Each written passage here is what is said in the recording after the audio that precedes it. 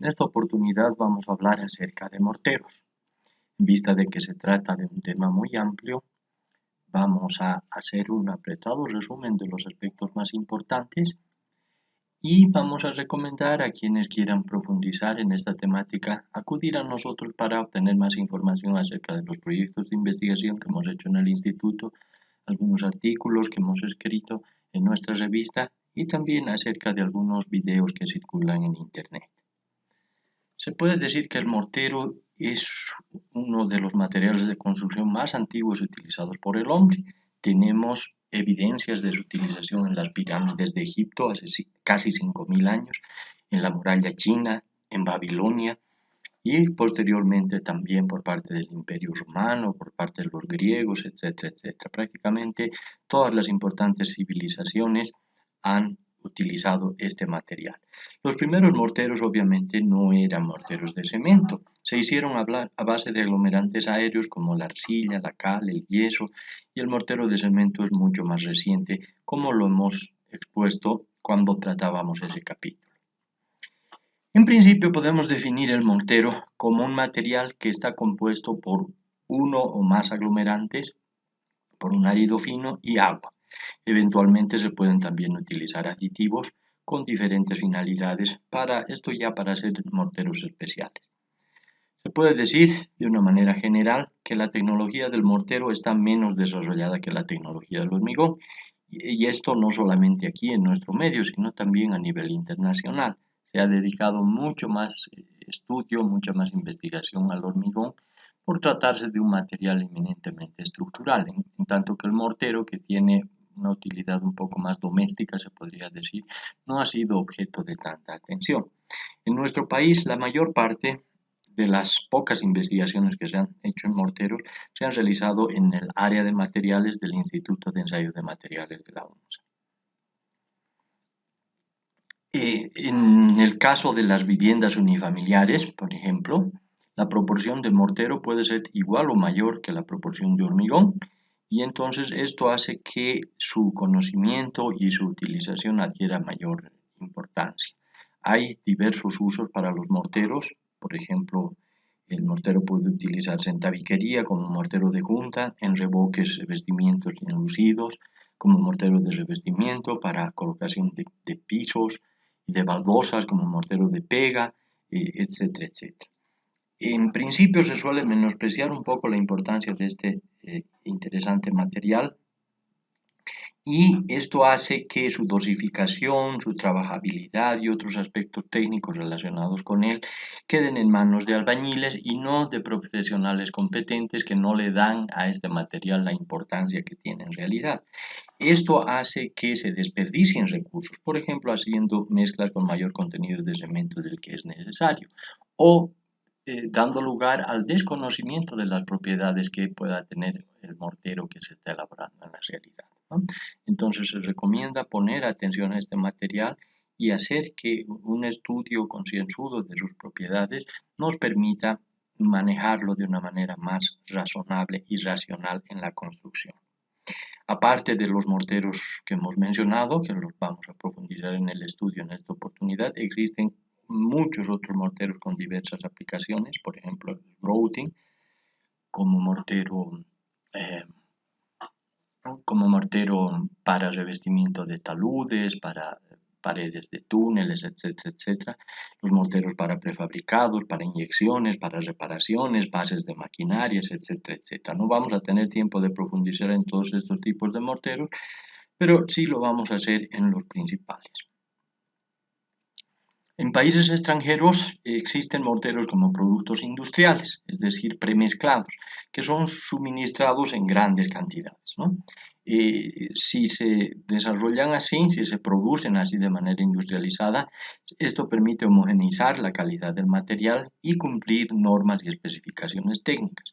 En Bolivia hay muy pocos de estos materiales, vamos a mencionarlos en su momento.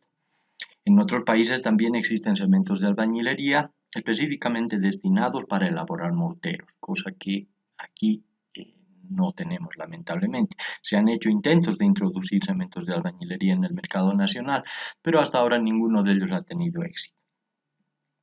En Bolivia, si bien contamos con algunas normas de morteros, estas están solamente destinadas al uso de bloques de hormigón y para adhesivos para baldosas cerámicas, los conocidos como cementos cola. Estas normas han sido desarrolladas recién en los últimos años. No existen normas como en otros países para morteros de junta específicamente en general, para morteros de revestimiento, para morteros de pega, etc. Es bueno también decir que las pocas normas de morteros que hay en el país han sido también hechas con la participación de personal del Instituto de Ensayos de Materiales. Ahora vamos a hablar acerca de las propiedades de los morteros. Y en primer lugar, al igual que en el estudio del hormigón, vamos a hablar primero del mortero en estado fresco y luego vamos a ver sus propiedades en estado endurecido. Cuando el mortero está en estado fresco, es decir, antes de que se produzca el fraguado del cemento, nos interesan dos propiedades fundamentales. La primera de ellas es la trabajabilidad, ¿no? Es decir, la facilidad de manejo, lo que se puede llamar también docilidad. Gracias a esta, el material se puede colocar en moldes, encofrados, en la mampostería, etcétera, etcétera. Y depende de varios factores, ¿no? Puede desglosarse como fluidez o como consistencia. Generalmente en mortero se habla de fluidez, que es la capacidad de las partículas de desplazarse unas con relación a otras. Y esto se mide con la mesa de flujo o de sacudidas que ustedes ya conocen, que habíamos utilizado en uno de los laboratorios de los ensayos en cemento. El otro aspecto de la trabajabilidad es la consistencia, que se utiliza más con relación al hormigón, que en principio la consistencia es la fuerza que mantiene unidas a las partículas del material, es decir, la cohesión. Entonces podemos enfocar la trabajabilidad ya sea por la vía de la fluidez o por la vía de la consistencia. Hay varios factores que influyen en esto, pero los principales son el contenido de agua y el contenido de granos finos. Y si ustedes ven la pequeña tabla que hemos puesto en la diapositiva, van a ver que la fluidez aumenta con el aumento del contenido de agua y disminuye con el aumento de granos finos, en tanto que la consistencia disminuye con el aumento del contenido de agua y aumenta con el incremento de granos finos. La trabajabilidad se puede medir por diferentes vías. La forma más común de hacerlo en laboratorio, en principio, porque este no es un aparato que se utiliza en obra, es con la mesa de flujo o también llamada mesa de sacudidas.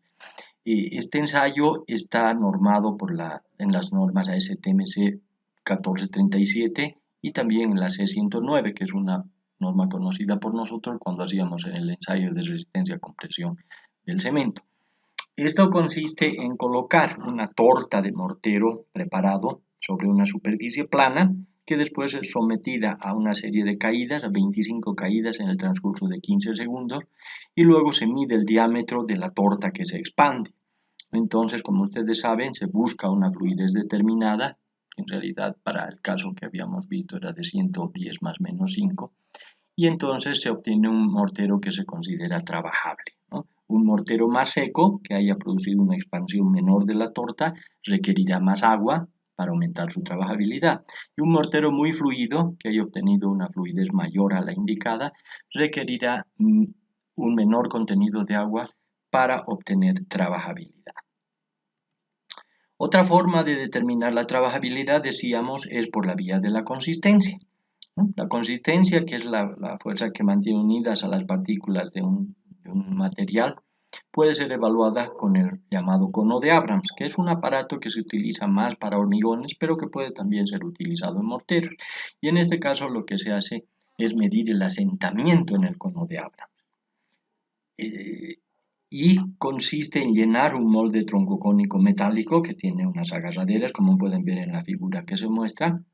Se llena ese molde en 3 capas. Estas capas son debidamente apisonadas con una varilla y luego se enrasa la parte superior del molde troncocónico y se retira este molde metálico. Y entonces se mide el asentamiento que tiene la torta así formada del material y se expresa el resultado en centímetros de asentamiento. Es decir, a mayor asentamiento se tiene menor consistencia y por lo tanto menor trabajabilidad. Se estima que una consistencia de alrededor de 10 centímetros es adecuada como para una mezcla trabajable, ¿no? Pero como les decía, este método se utiliza mucho más en hormigones que en morteros. Una tercera forma de evaluar la trabajabilidad es con la fluidez del cono de Marsh, es decir, se mide con esto la trabajabilidad de lechadas, es decir, mezclas de cemento con agua o de morteros muy fluidos. En algunos casos, por ejemplo, para inyecciones, para rellenos de elementos de mampostería se requiere morteros muy fluidos, ¿no? Y en ese caso se utiliza este cono de Marsh. Esto consiste en un cono que tiene unas medidas para almacenar una cantidad exacta de material y luego el cono se abre en su parte inferior y se deja fluir la mezcla a través de un dispositivo tipo embudo que luego se recibe en un recipiente especial. Entonces, en este caso, la fluidez se mide por una cantidad de segundos. Hay fluideces de 12 segundos, de 15 segundos, etc. ¿Qué es el tiempo que tarda el material en una determinada cantidad de material, que está muy bien precisada? Es la cantidad de segundos que tarda esa cantidad de material en salir a través del cono. Una segunda propiedad que nos interesa cuando estudiamos el material en estado fresco es la retentividad. Esta propiedad es ya conocida por nosotros, hemos hablado de ello cuando hablábamos del cemento, y veíamos que es la capacidad que tiene el material para evitar la exudación. Hemos visto que cuando se coloca una mezcla, ya sea de mortero o de hormigón, en un encofrado o en un molde o en una hilada de ladrillos, por ejemplo, entonces inmediatamente se produce un proceso de segregación que hace que los materiales más pesados vayan hacia abajo y que el material más liviano suba hacia arriba. Como bien sabemos todos, el material más liviano es el agua y entonces ese proceso de ascensión del agua que conocemos como exudación o sangrado es perjudicial y por tanto debe evaluarse la retentividad del material para ver cuánto se opone a este proceso de ascenso del agua, ¿no? En los morteros de junta, por ejemplo, los morteros que se utilizan para realizar tabiques y muros, el agua colocada en las hiladas de la mampostería, que pueden ser ladrillos, pueden ser piedras, pueden ser bloques de hormigón, que se acumula en la superficie superior de ese material colocado, esa agua va a aumentar la relación agua-cemento justo en esa zona, que va a ser la que después va a recibir la nueva hilada de mampuestos, o sea, de ladrillos o de bloques o de piedra. Y entonces justamente en esa parte tan sensible donde tiene que haber buena adherencia vamos a tener una mayor proporción de agua, una mayor relación agua-cemento. Entonces esto obviamente va a influir en la adherencia que tiene que haber entre el mortero y el material de mampostería, ¿no? En el caso de los morteros de revestimiento, en vista de que hay una gran proporción de material que tiene superficie expuesta, esto ocasiona también, puede ocasionar severos problemas porque esa aparición del agua en la superficie, digamos, va a dar lugar a una contracción, a un resquebrajamiento y una fisuración del material. Para contrarrestar los efectos perniciosos de la exudación, se tiene que aumentar la retentividad, como ya lo hemos explicado también en un capítulo anterior, y esto se puede hacer por diferentes vías. Una forma de hacerlo es aumentar la proporción de granos finos, con lo que estaríamos aumentando la consistencia del material, como hemos indicado cuando evaluábamos la trabajabilidad. Otra opción es incrementar el tiempo de amasado de manera que el agua impregne mejor todas las partículas y tenga mayor dificultad para salir. Y otra es la de utilizar aditivos incorporadores de aire para que las pequeñas burbujas de aire introducidas intencionalmente en la mezcla funcionen como un freno al ascenso y a la aparición del agua, ¿no? Entonces este último tema ya lo habíamos visto también cuando hablábamos del capítulo del cemento. Y en cuanto a la retentividad, esta se puede evaluar por diferentes vías, hay varios métodos. El método más común es el indicado en la norma ASTM C 1506, que consiste en un aparato como el que pueden ver ustedes en la figura, que se utiliza de manera complementaria a la mesa de flujo.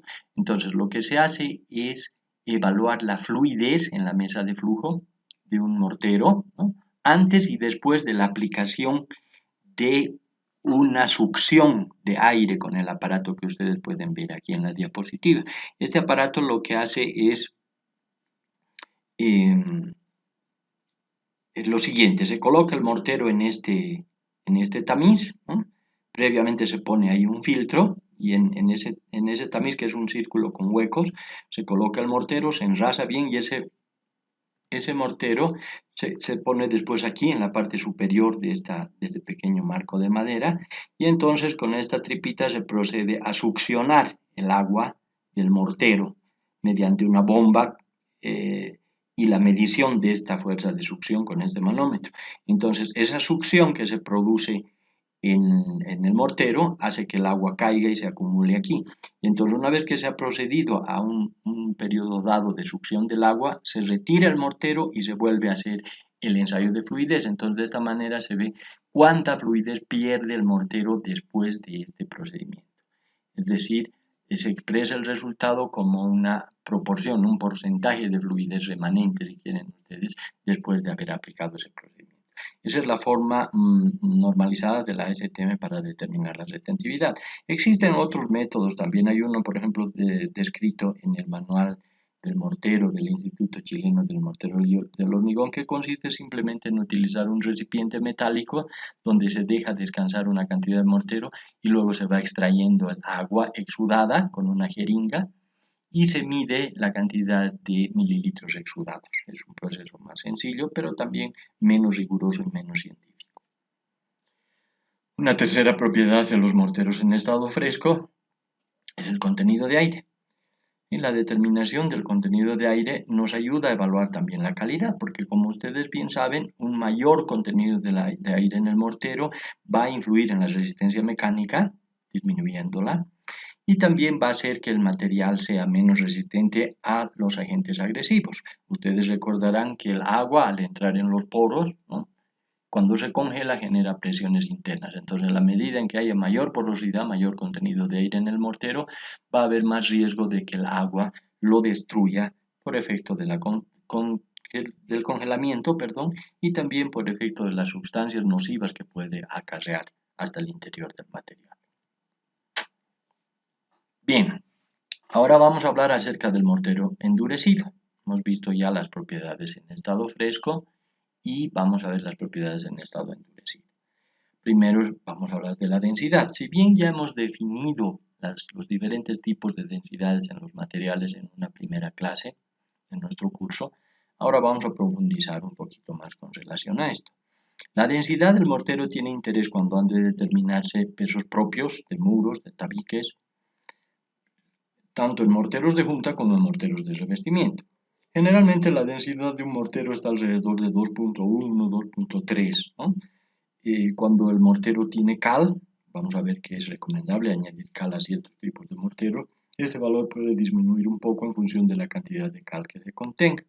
Existen también morteros con aire incorporado intencionalmente para hacer elementos prefabricados, por ejemplo, con destino al aislamiento térmico o aislamiento acústico. Hace un rato decíamos que el aire influye en la resistencia y en la durabilidad, es cierto, pero en algunos casos puede ser requerido el introducir aire para dar otras propiedades, como en este caso es el aislamiento térmico, ¿no? Entonces, en ese caso, se dará protección al mortero contra el intemperismo de otra manera. Una forma común de determinar la densidad del mortero es mediante la elaboración de probetas cúbicas que después de ser pesadas y medidas en sus dimensiones nos permiten la determinación de esta importante propiedad. Otra propiedad del mortero endurecido que tiene interés para nosotros es la resistencia a compresión, ¿no?, sobre todo cuando se trata de morteros estructurales que han de formar parte, por ejemplo, de muros portantes o de albañilería armada, que está destinada a recibir y soportar esfuerzos. La resistencia a compresión de los morteros varía en gran medida, como se podrá entender, en función de las proporciones de los materiales y también en función de la calidad de los materiales, ¿no? Aquí tienen ustedes una tabla que hay que manejarla con mucho cuidado, por cierto, porque se trata de valores aproximados, como bien dice ahí, resistencias aproximadas, y como pueden ver ustedes las proporciones son variables, ¿no?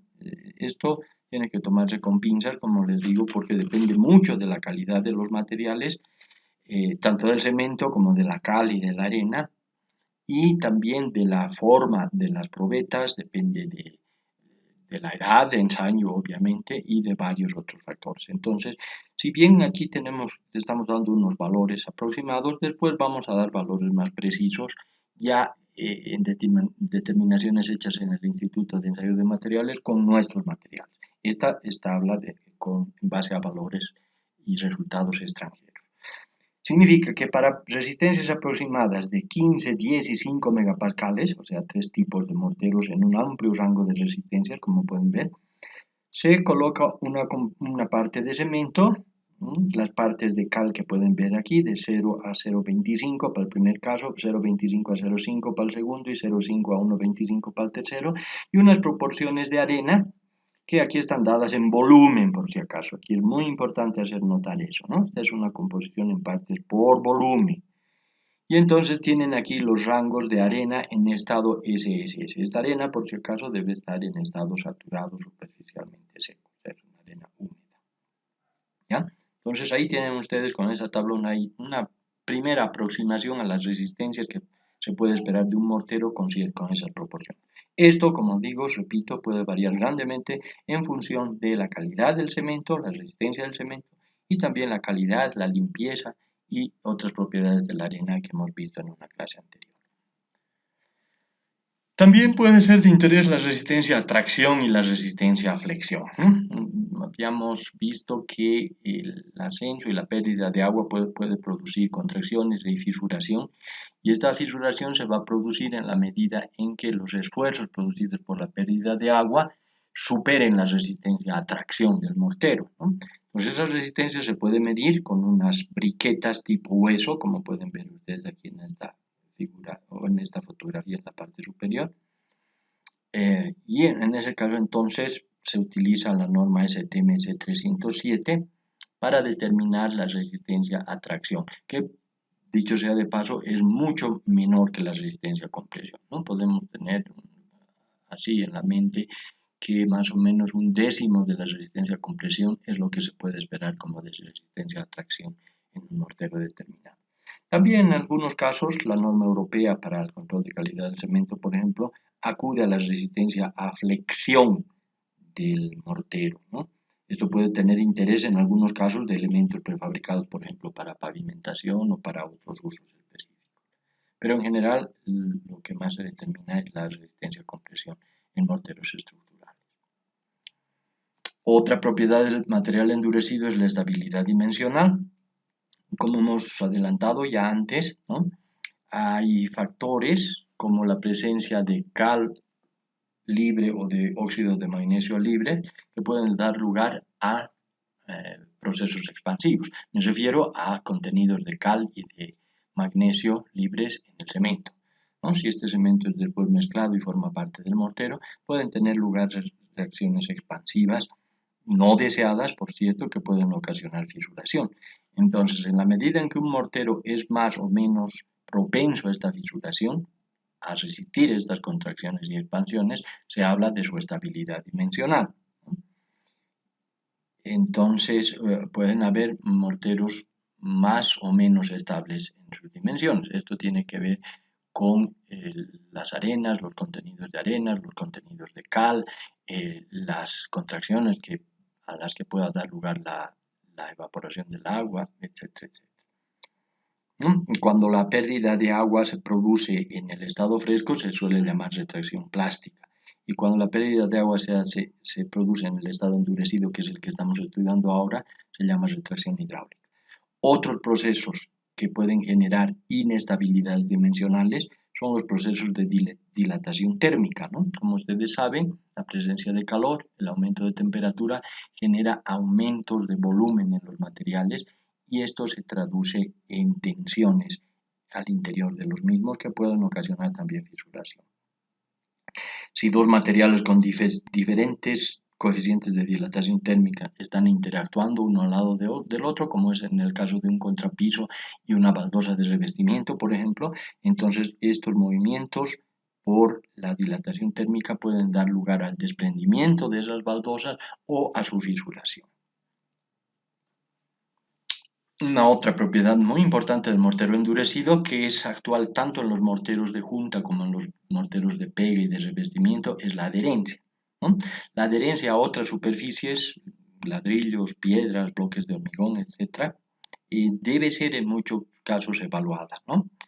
Y entonces depende esta propiedad de la composición del mortero, de la rugosidad del paramento donde se va a aplicar el mortero, de su capacidad de succión, de su humedad, del procedimiento utilizado para la colocación, las condiciones de curado, etcétera, etcétera, ¿no?